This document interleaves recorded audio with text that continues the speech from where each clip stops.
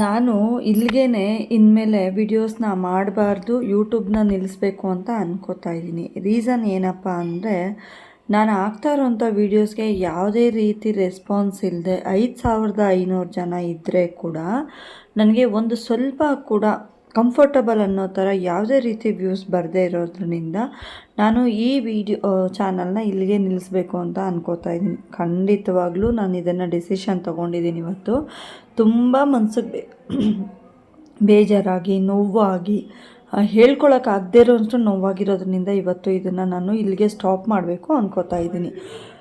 So ಯಾರೆಲ್ಲ ಚಾನಲ್ನ ನೋಡ್ತಿದ್ದೀರಾ, ಪ್ಲೀಸ್ ಪೂರ್ತಿ ವಿಡಿಯೋನ ನೋಡಿ ನನಗೆ ಸಪೋರ್ಟ್ ಮಾಡಿ. ಹಾಗೆ ಈ ವಿಡಿಯೋಗೆ 1000 ವ್ಯೂಸ್ ಬಂದರೆ ಇನ್ನು ಮುಂದೆ ವಿಡಿಯೋಸ್ ಮಾಡಬೇಕಾ ಬೇಡವಾ ಅನ್ನೋದ್ರ ಬಗ್ಗೆ ನಾನು ಯೋಚನೆ ಮಾಡಿ ವಿಡಿಯೋಸ್ನ ಮಾಡ್ತೀನಿ. ಇಲ್ಲಾಂದರೆ ಚಾನಲ್ನ ಇಲ್ಲಿಗೇ ಕ್ಲೋಸ್ ಮಾಡೋ ಚಾನ್ಸಸ್ ಕೂಡ ತುಂಬಾ ಇದೆ. ಇನ್ನು ಬೆಳಗ್ಗೆ ಬೇಗ ಇದ್ದು ಎಲ್ಲ ಕೆಲಸನ ಸ್ಟಾರ್ಟ್ ಮಾಡಿದೆ. ಆಲ್ರೆಡಿ 5:30 5:45 ಆಗೋಗಿತ್ತು. ಎಲ್ಲ ಕೆಲಸ ಮಾಡಿದ್ದಾದಮೇಲೆ ಹೋಟೆಲ್ಗೆ ಆಲ್ಮೋಸ್ಟ್ ನಿಮಗೆ ಗೊತ್ತಿದೆ, ಇದು ನಾವು ಪಲಾವ್ ಮಾಡ್ಕೊಳ್ಳೋಣ ಮನೆಯಲ್ಲಿ ಅಂತ ಹೇಳಿ ಬಟಾಣಿ ಹಾಕ್ಬಿಟ್ಟು ಪಲಾವ್ ಸಾಮಾನೆಲ್ಲನೂ ಹಾಕಿ ಅದ್ರ ಜೊತೆಗೆ ಸ್ವಲ್ಪ ಕೊಬ್ಬರಿ, ಒಣಮೆಣ್ಸಿನ್ಕಾಯಿ, ಜಾಕ್ಪತ್ರೆ ಎಲ್ಲ ಇತ್ತಲ್ವ, ಮೆಣಸು, ಮೆಂತ್ಯೆ, ಚಕ್ಕೆ, ಲವಂಗ ಎಲ್ಲನೂ ಪಲಾವ್ ಎಲೆ ಎಲ್ಲನೂ ಹಾಕ್ಬಿಟ್ಟು ಹುರಿದು ಇದನ್ನು ಸ್ವಲ್ಪ ಉಗುರು ಬೆಚ್ಚಗೆ ಮಾಡಿಕೊಂಡು ಮಿಕ್ಸಿಗೆ ಹಾಕಿ ಇದನ್ನು ಹುರ್ಕೋತೀನಿ.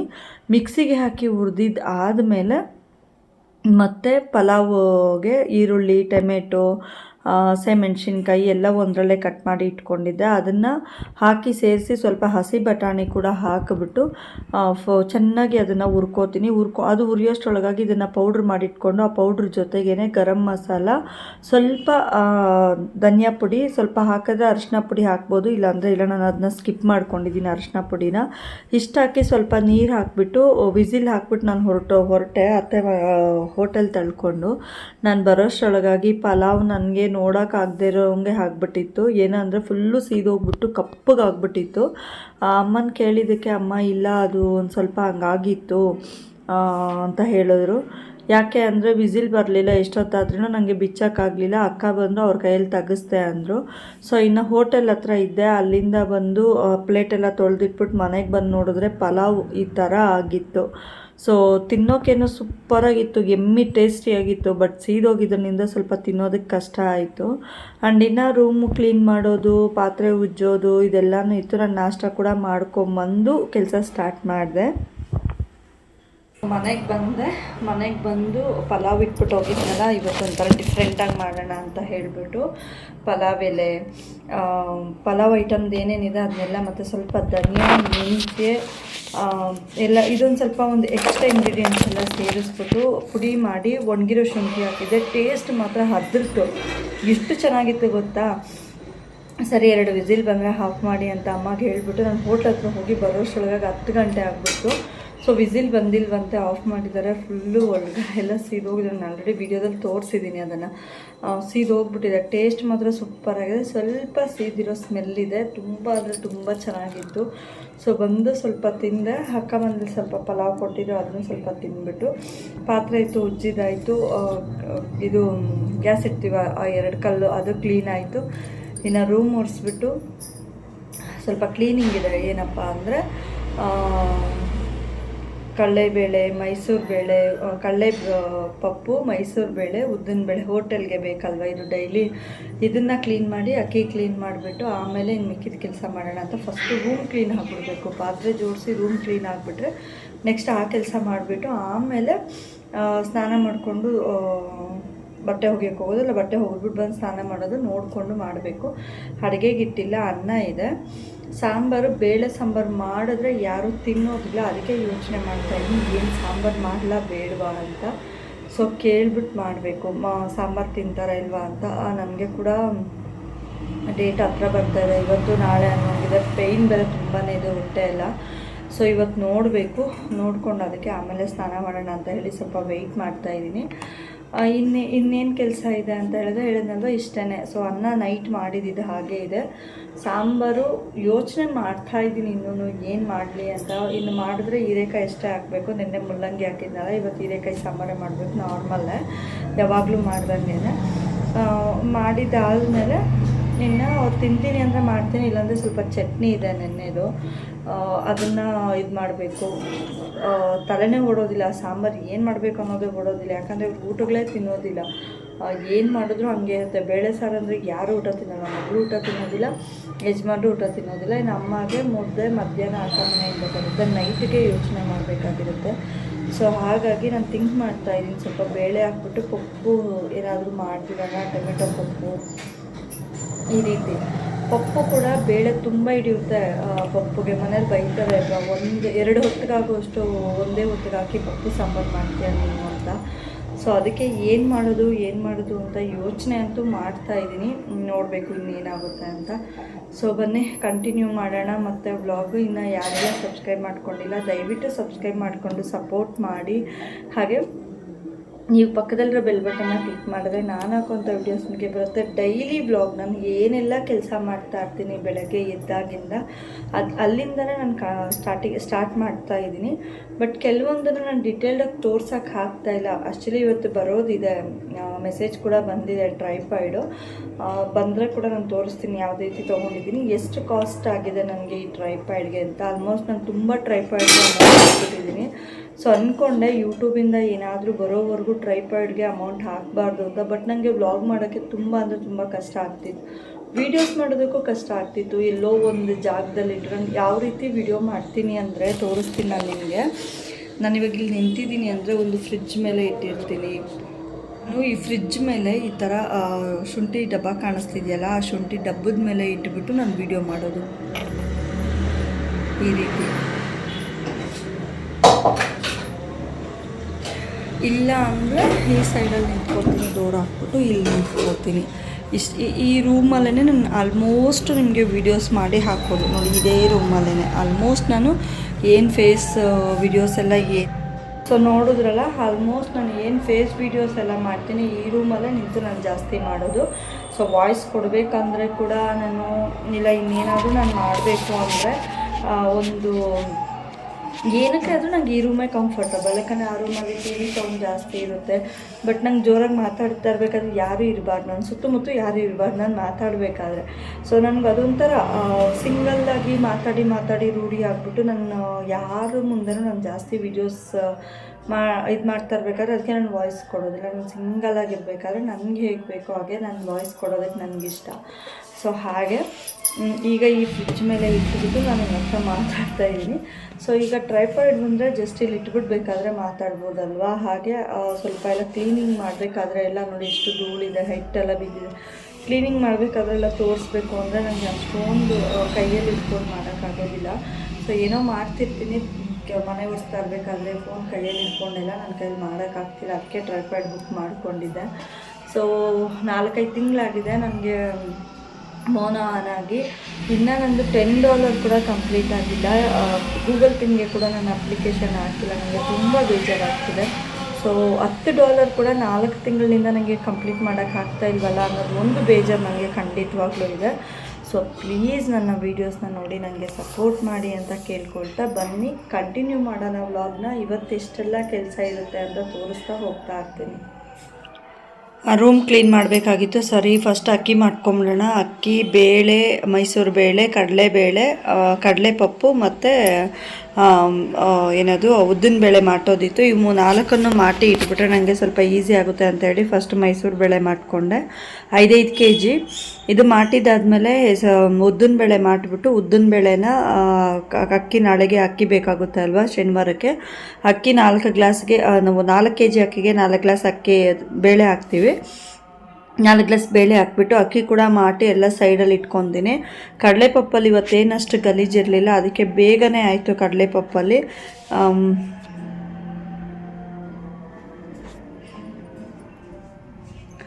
ಕಡಲೆಪಪ್ಪು ಮಾಡ್ತಾ ಇದ್ದಂಗೆ ಟ್ರೈಪಾಯ್ಡ್ ಬಂತು. ಟ್ರೈಪಾಯ್ಡ್ ಫೋನ್ ಮಾಡಿದರು, ಟ್ರೈಪಾಯ್ಡ್ ಬಂದಿದೆ ಬನ್ನಿ ಅಂತ. ಸೊ ಹೇಳಿದ್ನಲ್ಲ ಆಗಲೇ ನೋಡಿ ಅಕ್ಕಿ ಮಾಡ್ತಾಯಿದ್ದೆ, ಫೋನ್ ಬಂತು, ಮೀಶೋಯಿಂದ ಆರ್ಡರ್ ಬಂತು ಅಂತ. ಸೊ ಇದನ್ನ ಓಪನ್ ಮಾಡಬೇಕು, ಬಟ್ ಸ್ವಲ್ಪ ಕೆಲಸ ಇದೆ ಮತ್ತು ಶೇರ್ ಮಾಡಬೇಕಿತ್ತು. ಸೊ ಇವತ್ತೇ ಓಪನ್ ಮಾಡಿ ತೋರಿಸ್ತೀನಿ ಹೇಗೆ ಬಂದಿದೆ, ಹೇಗೆಲ್ಲ ನಾನು ಸೆಟ್ ಮಾಡ್ಕೋತೀನಿ ಅಂತ. ಸೊ ಮರ್ತೋಗ್ಬಿಡ್ತೀನಿ ಆಮೇಲೆ ಅಂತಂದ್ಬಿಟ್ಟು ತೋರಿಸ್ತೀನಿ. ತುಂಬ ಚೆನ್ನಾಗಿ ಬಂದಂಗಿದೆ, ನೋಡೋಣ. ಆಮೇಲೆ ಸ್ವಲ್ಪ ಎಲ್ಲ ಬೇಳೆ ಎಲ್ಲ ಮಾಡಿಬಿಟ್ಟು ಅಕ್ಕಿ ಹಾಕಿ ನಾಳೆಗೆ ತೋರಿಸ್ತೀನಿ ನಿಮಗೆ. ಸೊ ಅಕ್ಕಿ ಬೇಳೆ ಎಲ್ಲ ಮಾಡಿ ಅಕ್ಕಿ ಕೂಡ ಹಾಕಿ ನಾನು ಎದ್ದಿದ್ದಾಯಿತು ಮೇಲೆ. ಸರಿ ನಾನು ರೂಮ್ ಒರೆಸ್ಬೇಕು. ಫೋನ್ ಮಾಡಿದರು ಬಾ ಹೋಟ್ಲ್ ಹತ್ರ ಅಂತ. ಪಾಪು ಇದ್ದಾಳಲ್ಲ, ಪಾಪುಗೆ ತರಕಾರಿ ಕೊಡ್ತೀನಿ ಅಂತ ಹೇಳಿ ಒಬ್ಬರು ಹೇಳಿದ್ದಾರೆ. ಅವಳು ಬ್ಯಾಗೆಲ್ಲ ತುಂಬ್ತಾ ಇರ್ತಾಳೆ, ಅದಕ್ಕೆ ನೋಡೋದಕ್ಕೆ ಒಂದು ಚಂದ ಅವ್ರಿಗೆ. ಸೊ ಅದಕ್ಕೆ ಕರ್ಕೊಂಬ ಅಂತ ಹೇಳಿದ್ರಂತೆ. ಅವರು ಫೋನ್ ಮೇಲೆ ಫೋನ್ ಬಾ ಅವರೆಲ್ಲೇ ಹೋಗ್ಬೇಕಂತೆ, ನಾನು ಕರ್ಕೊಬಾ ಮಗುನ ಅಂತ. ಮತ್ತೆ ಮರ್ತು ಬಿಡ್ತೀನಿ ಅಂತ ಹೇಳಿ ನಾನು ನಿಮಗೆ ತೋರಿಸೋಣ ಅಂತ ಹೇಳಿ ತೋರಿಸ್ತಾ ಇದ್ದೀನಿ ಬಿಚ್ಚಿಬಿಟ್ಟು. ಸೊ ನೋಡಿ ಈ ಥರ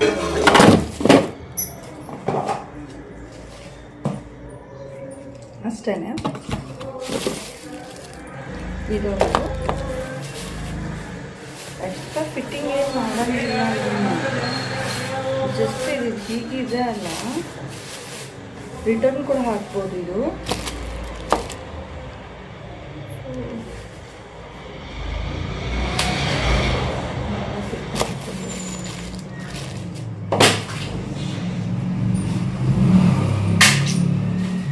ಎಷ್ಟು ಸತಿ ಕೈಯಿಂದ ಬೀಳ್ತಿದೆ.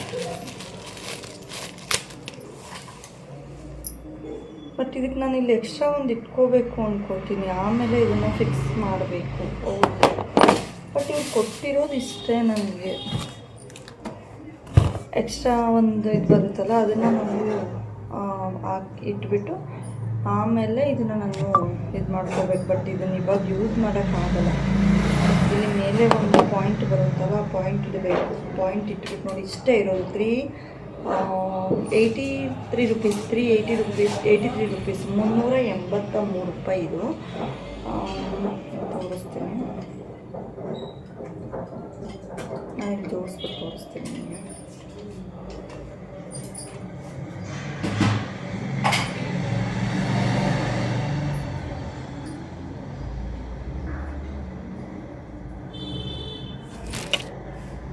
ಈ ಥರ ಬಂದಿದೆ. ಬಟ್ ಇಲ್ಲಿ ಇಡಬೇಕು ಅಂದರೆ ಹೀಗೆ ಇದ್ರ ಮೇಲೆ ಎಕ್ಸ್ಟ್ರಾ ಒಂದು ಇಟ್ಬಿಟ್ಟು ಇಡಬೇಕು. ಬಟ್ ಅದು ನನ್ನ ಹತ್ರ ಇದೆ ಅನಿಸುತ್ತೆ, ಅದನ್ನ ನಾನು ನೋಡಿ ಸೆಟ್ ಮಾಡ್ಕೋತೀನಿ. ಇಷ್ಟೇ ಬಂದಿರೋದು. ಇದಕ್ಕೆ ಲೆಡ್ ಇದೆ ಅಲ್ಲ, ಅದನ್ನು ನಾನು ನೋಡಿಬಿಟ್ಟು ಸೆಟ್ ಮಾಡ್ಕೋಬೇಕು. ನನ್ನ ಹತ್ರ ಇದೆ ಆ್ಯಕ್ಚುಲಿ, ಅದು ಸ್ವಲ್ಪ ಹುಡುಕಬೇಕು, ಎಲ್ಲಿಟ್ಟಿದ್ದೀನಿ ನಮ್ಗೆ ಗೊತ್ತಿಲ್ಲ. ಹುಡುಕ್ಬಿಟ್ಟು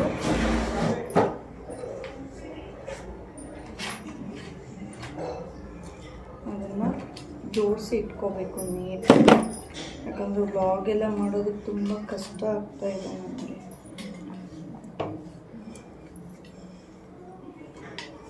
ಜೋಪಾನವಾಗಿ ಮಾಡಬೇಕು ಇದನ್ನೆಲ್ಲ. ಯಾಕಪ್ಪ ಅಂದರೆ ಇದೆಲ್ಲ ಬಿಟ್ಕೊಂಡ್ಬಿಡುತ್ತೆ ಒಂದೊಂದು ಟೈಮು. ತೊಗೊಂಡಿರೋ ಅಮೌಂಟ್ ಕೂಡ ಹೋಗ್ಬಿಡುತ್ತೆ. ನನಗಂತೂ ಎಷ್ಟು ಬೇಜಾರಾಗ್ತಾಯಿರುತ್ತೆ ಅಂತ, ನಾನು ಎಷ್ಟು ದುಡ್ಡು ಹಾಕ್ಬಿಟ್ಟಿದ್ದೀನಿ ಕ್ರೆಡಿಟ್ ಕಾರ್ಡ್ಗೆ. ಒಂದ್ಸತಿ ಏನೂ ಬೇಡ, ಯೂಟ್ಯೂಬೇ ಬೇಡ, ಬಿಟ್ಬಿಟ್ಟು ಹೋಗ್ಬಿಡೋಣ ಆ ಕಡೆಗೆ ಅಂತ ಅನ್ನಿಸ್ತಾ ಇರುತ್ತೆ. ಯಾಕಂದರೆ ಇದರಿಂದ ಅಮೌಂಟು ಇಲ್ಲದೆ ಇರೋದ್ರಿಂದ ಎಷ್ಟು ಅಂತ ನಾನೇ ಹಾಕ್ತಾಯಿದ್ದೀನಿ ಕೈಯಿಂದ. ಬಟ್ ಅದೊಂದು ಬೇಜಾರು ಹಾಕ್ತಾನೇ ಇದೆ ನನಗೆ. ಎಷ್ಟು ದುಡ್ಡು ಖರ್ಚು ಮಾಡ್ತಾನೆ ಇದ್ದೀನಿ, ಅದು ಎಲ್ಲರೂ ಬರಲಿಲ್ಲ ಇದರಲ್ಲಿ ಅಂತ. ಅದೊಂದಂತೂ ನನ್ನ ಮತ್ತೆ ತುಂಬ ನೋವು ಕೊಟ್ಟಿದೆ. ಗೊತ್ತಿಲ್ಲ ದೇವರು ಯಾವಾಗ ಕಂಡುಬಿಡ್ತಾನೆ, ನನ್ನ ಚಾನಲ್ ಯಾವಾಗ ಗ್ರೋತ್ ಆಗಿ ನನ್ನ ಕೈ ತುಂಬ ದುಡ್ಡು ತೊಗೊಂಡಿನಿ ಅಂತ ಗೊತ್ತಿಲ್ಲ. ಒಟ್ನಲ್ಲಿ ನಾನು ಏನಾದರೂ ಅಮೌಂಟ್ ತೊಗೊಳ್ದೆ ಹೋದರೆ ನಾನು ವೇಸ್ಟಾಗಿ ನಾನು ಇದನ್ನೆಲ್ಲ ಮಾಡ್ದಂಗೆ ಲೆಕ್ಕ. ಸೊ ನೋಡೋಣ, ಮಸ್ತು ಹೋಟ್ಲ ಹತ್ರ ಹೋಗ್ಬೇಕು, ಮತ್ತೆ ಬಂದು ಕಂಟಿನ್ಯೂ ಇರುತ್ತೆ ಕೆಲಸ. ಡೈಲಿ ವ್ಲಾಗ್ ನಾನು ಪೂರ್ತಿಯಾಗಿ ಮಾಡ್ತಿದ್ದೀನಿ. ಬಟ್ ಇದಕ್ಕೆ ಒಂದು ಇದು ಹುಡುಕಿಬಿಟ್ಟು ಇದ್ರ ಮೇಲೆ ಇದೊಂದು ಹುಡುಕಿ ಅದನ್ನು ನಾನು ಇದು ಮಾಡಿ ಮತ್ತೆ ನಾಳೆಯಿಂದ ಕಂಟಿನ್ಯೂ ಆಗಿ ನಾನು ಪ್ರತಿಯೊಂದು ಡೀಟೇಲ್ಡಾಗಿ ಏನೆಲ್ಲ ಕೆಲಸ ಇರುತ್ತೆ, ಹೇಗಿರುತ್ತೆ, ನನ್ನ ಬಗ್ಗೆ ನಿಮಗೆ ಶೇರ್ ಮಾಡ್ತಾ ಹೋಗ್ತಾ ಇರ್ತೀನಿ. ಸೊ ಬನ್ನಿ ಕಂಟಿನ್ಯೂ ಮಾಡೋಣ ಕೆಲಸ. ಹೋಟೆಲ್ ಇಟ್ಕೊಂಡು ಮನೆ, ಹೋಟೆಲ್ಲು, ಆಚೆ ಕೆಲಸ ಎಲ್ಲ ಸಾಕಾಗ್ಬಿಡುತ್ತೆ. ಯಾರಿಗೆ ಬೇಕೋ ಜೀವನ, ಹೆಣ್ಮಕ್ಳ ಜೀವನ ಅಲ್ವಾ? ಸುಮಾರು ಜನಕ್ಕೆ ಅನಿಸಿರುತ್ತೆ, ನಾನು ಹೇಳ್ತಿದ್ದೀನಿ, ನೀವು ಹೇಳಲ್ಲ ಅಷ್ಟೇ.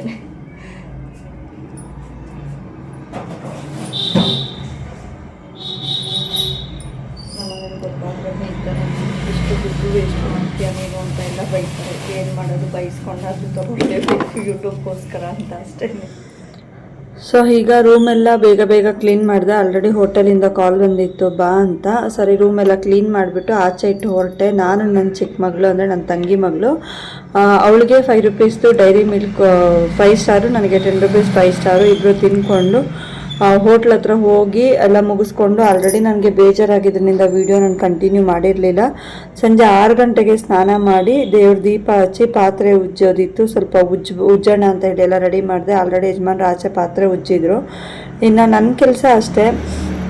ಆಮೇಲೆ ಬಂದು ಒಳಗಡೆ ಪಾತ್ರೆ ಉಜ್ಜಾಕ್ಬಿಟ್ಟು ಬೇಗ ಆಚೆ ಹೋಗಿ ಎಲ್ಲನೂ ಜೋಡಿಸಿ ಅಡುಗೆ ಮಾಡ್ಕೊಬೇಕಾಗಿತ್ತು. ಮೊಟ್ಟೆ ಬೇಯೋದಕ್ಕೆ ಇಟ್ಬಿಟ್ಟು ಅಕ್ಕಿ ಇಟ್ಟು ಪಾತ್ರೆ ಉಜ್ಕೊಂಡೆ. ಆಮೇಲೆ ಅಕ್ಕಿಗೆ ಹೋಗ್ಬಿಟ್ಟು ಬಂದು ಇನ್ನು ಇಷ್ಟನ್ನೇ ಮುಗಿಸೋಣ ಇಲ್ಲಿಂದ ಅಂತ ಹೇಳಿ ವ್ಲಾಗ್ನ ನಾನು ಇಷ್ಟಿಗೆ ಮುಗಿಸ್ತಾ ಇದ್ದೀನಿ. ಸೊ ರೀಸನ್ ನಿಮಗೆ ಗೊತ್ತಿದೆ, ನನಗೆ ವ್ಯೂಸ್ ಬರದೇ ಇರೋ ಕಾರಣ ನನ್ನ ಚಾನಲ್ನ ಕ್ಲೋಸ್ ಮಾಡಬೇಕು ಅಂತ ಅನ್ಕೋತಾ ಇದ್ದೀನಿ. ಎಲ್ಲನೂ ನಿಮ್ಮ ಮೇಲೆ ಬಿಟ್ಟಿದ್ದೀನಿ.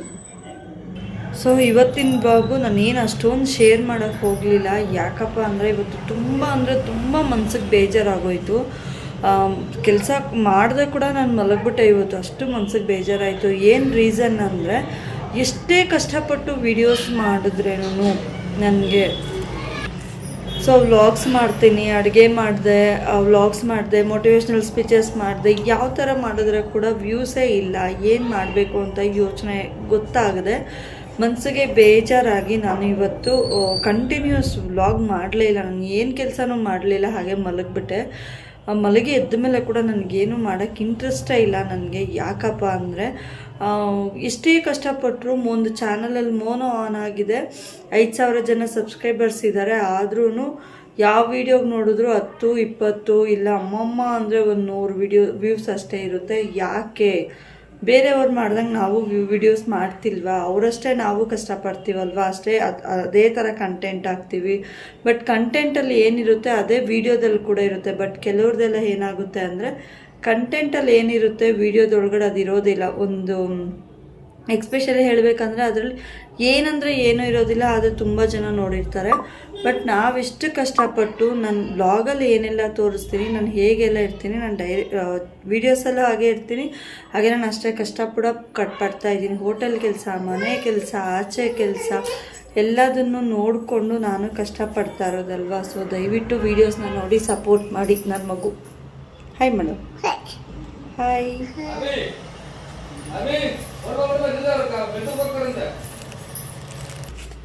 ಅದಕ್ಕೇ ಬೇಜಾರಾಗಿ ವೀಡಿಯೋಸು ಮಾಡ್ತಿಲ್ಲ. ಇಲ್ಲಿಗೇ ನಾನು ಎಂಡ್ ಕೂಡ ಮಾಡ್ತಾಯಿದ್ದೀನಿ ಇವತ್ತು. ಇನ್ನು ಮುಂದಕ್ಕೆ ಮಾಡೋದಕ್ಕೆ ನನಗೆ ಮನಸ್ಸಿಲ್ಲ. ಸೊ ಇನ್ನು ಹಾಗೆ ಎಂಡ್ ಮಾಡಬಾರ್ದು ಅಂತ ಹೇಳಿ ಪೂಜೆ ಮಾಡಿದ್ದನ್ನ ತೋರಿಸ್ದೆ. ಆ್ಯಕ್ಚುಲಿ ನಾನು ಮೀಶೋಯಿಂದ ತರಿಸಿದ್ನಲ್ವ ಪ್ರಾಡಕ್ಟು, ಅದು ಬಂದು ಯಾವುದೇ ರೀತಿ ಯೂಸ್ ಮಾಡೋಕ್ಕಾಗ್ತಿಲ್ಲ. ಅದನ್ನು ರಿಟರ್ನ್ ಹಾಕಿದ್ದೀನಿ. ನಾಡಿದ್ದು ರಿಟರ್ನ್ ತೊಗೊಂಡು ಹೋಗ್ತಾರೆ.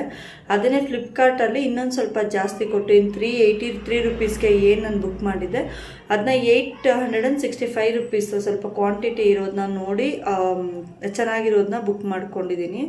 ಸೊ ಇದಕ್ಕಿಂತ ಇನ್ನು ಸ್ವಲ್ಪ ಚೆನ್ನಾಗಿ ಬರುತ್ತೆ. ಸೊ ಅದನ್ನು ಸ್ವಲ್ಪ ಕಾಸ್ಟ್ ಕೊಟ್ಟರೆ ಕೂಡ ಬರ್ತಿರಲಿ ಅಂತ ಹೇಳಿ ಬುಕ್ ಮಾಡಿಕೊಂಡೆ ಅದನ್ನು. ಸೊ ಇನ್ನೊಂದು ಏನಪ್ಪ ಅಂದರೆ ಈ ನಾಳೆಯಿಂದ ಯಾವುದೇ ರೀತಿ ವೀಡಿಯೋಸ್ ಹಾಕಬಾರ್ದು ಅಂತ ಡಿಸೈಡ್ ಮಾಡ್ಕೊಂಡಿದ್ದೀನಿ. ಇನ್ಮೇಲೆ ಯೂಟ್ಯೂಬೇ ಮಾಡಬಾರ್ದು ಅಂತ ಹೇಳಿ ಡಿಸೈಡ್ ಮಾಡ್ಕೊಂಡಿದ್ದೀನಿ ನಾನು. ಸೊ ಇದೇ ಲಾಸ್ಟ್ ವಿಡಿಯೋ ಕೂಡ ಆಗ್ಬೋದು. ಇನ್ನು ನನಗೆ ಅಷ್ಟು ಮನಸ್ಸಿಗೆ ಬೇಜಾರಾಗ್ತಾ ಇದೆ. ಇಷ್ಟು ಕಷ್ಟಪಟ್ಟು ಇಷ್ಟೆಲ್ಲ ನಾನು ಅಲ್ಲಿ ಇಲ್ಲಿ ಒದ್ದಾಡಿಕೊಂಡು ವೀಡಿಯೋಸ್ ಮಾಡ್ತೀನಿ. ಇಷ್ಟೇ ಇದಿದ್ರೆ ಕೂಡ ವೀಡಿಯೋಸ್ ಹಾಕೋದು ನಾನು ತಪ್ಪಿಸೋದೇ ಇಲ್ಲ. ನನಗೆಷ್ಟೇ ಕೆಲಸ ಇರ್ಬೋದು, ಏನೇ ಆಗಿರ್ಬೋದು, ಆದರೆ ಆಡಿಯನ್ಸ್ನ ಇನ್ನಷ್ಟು ರೀಚ್ ಆಗಬೇಕು ಅಂತ ಹೇಳಿ ಅವ್ರ ಮನಸ್ಸಿಗೆ ಇಷ್ಟ ಆಗೋ ಥರ ನಾನು ಯಾವುದೇ ಥರ ವೀಡಿಯೋಸ್ ಮಾಡಿದ್ರೆ ಕೂಡ ಒಂದೇ ಒಂದು ವಿಡಿಯೋ ಕೂಡ ವೈರಲ್ ಆಗ್ತಾಯಿಲ್ಲ ಅಂದರೆ ನನ್ನ ಮನಸ್ಸಿಗೆ ಎಷ್ಟು ಬೇಜಾರಾಗಿರುತ್ತೆ ನೀವೇ ಹೇಳಿ. ಸೊ ದಯವಿಟ್ಟು ನನ್ನ ವೀಡಿಯೋಸ್ ನೋಡ್ತಿರೋರು ಪ್ಲೀಸ್ ವೀಡಿಯೋಸ್ನ ನೋಡಿ ಸಪೋರ್ಟ್ ಮಾಡಿ. ಏನಾದರೂ ನನ್ನ ಈ ವಿಡಿಯೋ ಏನಾದರೂ ಅಟ್ಲೀಸ್ಟ್ 1000 ವ್ಯೂಸ್ ಆದರೂ ಬಂದಿಲ್ಲ ಅಂದರೆ ನಾನು ಖಂಡಿತವಾಗ್ಲೂ ಯೂಟ್ಯೂಬ್ನ ಸ್ಟಾಪ್ ಮಾಡ್ತಾಯಿದ್ದೀನಿ. ಇದನ್ನು ಹೇಳೋಕ್ಕೆ ನನಗೆ ತುಂಬ ಮನಸ್ಸಿಗೆ ಬೇಜಾರಾಗ್ತಾ ಇದೆ. ನನಗೆ ಎಷ್ಟು ನೋವಾಗ್ತಾ ಇದೆ ನನಗೆ ಹೇಳ್ಕೊಳಕ್ಕಾಗ್ತಿಲ್ಲ. ಯಾಕಂದರೆ ನಾನೇನು ಟೈಮ್ ಪಾಸಿಗೆ ಬಂದಿಲ್ಲ, ಇಲ್ಲಿ ಟೈಮ್ ಪಾಸು ಮಾಡ್ತಿಲ್ಲ. ಬೇರೆ ಇನ್ನೇನಾದರೂ ಮಾಡೋಣ ಅಂದರೆ ಇನ್ನು ನಾನು ಮನೆ ಕೆಲಸಕ್ಕೆ ಹೋಗಬೇಕು. ಸೊ ಆ ಮನೆ ಕೆಲಸಕ್ಕೆ ಹೋದರೆ ನಾನು ಯೂಟ್ಯೂಬ್ನ ಕಂಪ್ಲೀಟಾಗಿ ಮರ್ತಂಗೆ, ನನಗೆ ಯಾವ ಕೆಲಸನೂ ಮಾಡೋಕ್ಕಾಗೋದಿಲ್ಲ. ಸೊ ನಾನು ಮನೆ ಕೆಲಸಕ್ಕೆ ಹೋಗಬಾರ್ದು, ಯೂಟ್ಯೂಬಿಂದ ಏನಾದರೂ ಸ್ವಲ್ಪ ಅರ್ನ್ ಮಾಡಬೇಕು, ಮಗುಗೆ ಎಜುಕೇಷನ್ಗಾಗುತ್ತೆ ಅಂತೇಳಿ ಇಷ್ಟು ಕಷ್ಟಪಟ್ಟರೆ ಅದು ಕೂಡ ಏನೂ ವರ್ತಿಲ್ಲ ಅಂದಾಗ ಮನಸ್ಸಿಗೆ ಬೇಜಾರಾಗುತ್ತೆ ಅಲ್ವಾ. ಸೊ ಪ್ಲೀಸ್ ವಿಡಿಯೋಸ್ನ ನೋಡಿ ಸಪೋರ್ಟ್ ಮಾಡಿ, ಚಾನಲ್ನ ಸಬ್ಸ್ಕ್ರೈಬ್ ಮಾಡ್ಕೊಳ್ಳಿ, ನನ್ನ ಪೂರ್ತಿ ವಿಡಿಯೋಸ್ ನೋಡಿ ನನಗೆ ಸಪೋರ್ಟ್ ಮಾಡಿ ಅಂತ ಕೇಳ್ಕೊಳ್ತಾ ಇದ್ದೀನಿ. Thank you so much. ಈ ವಿಡಿಯೋ ರೀಚ್ ಆಗೋದ್ರ ಮೇಲೆ ನಾನು ನೆಕ್ಸ್ಟ್ ವಿಡಿಯೋ ಹಾಕಬೇಕಾ ಬೇಡವಾ ಅಂತ ಡಿಸೈಡ್ ಮಾಡ್ತೀನಿ. Thank you all, love you all, bye bye.